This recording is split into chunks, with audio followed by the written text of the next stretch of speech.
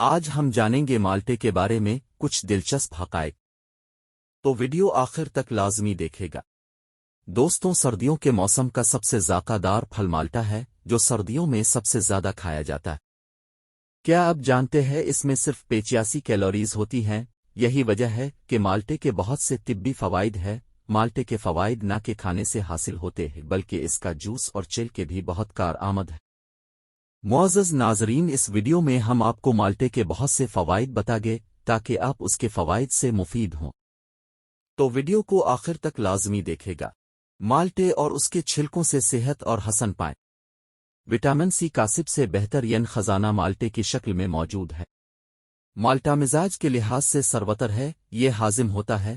اسے کھاتے وقت کالی مرچ اور نمک کا اضافہ کرنے سے اس کا ذائقہ مزیدار ہو جاتا ہے، خون پیدا کرتا ہے، بلڈ پریشر کو مفید ہوتا ہے، بدہضمی کو دور کرتا ہے، جگر کی خرابی، تحال اور تلی کے بڑھنے کی بیماری میں مالٹے کا استعمال انتہائی سود مند ہے۔ نزلہ، زکام، کھانسی اور بلغمی امراض میں مالٹے کا استعمال نقصان دیتا ہے، مثلاً دمہ وغیرہ۔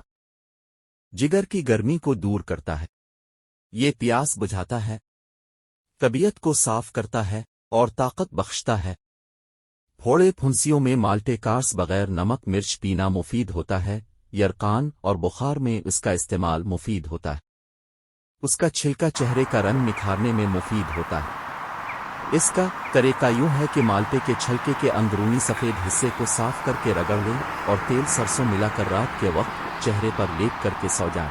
صبح سویرے اٹھ کر کسی اچھے صابن سے منہ دھو لیں۔ صرف 6 دن کے استعمال سے چہرے کے تمام داغ دھبے اور چھائیاں دور ہو جائیں گے۔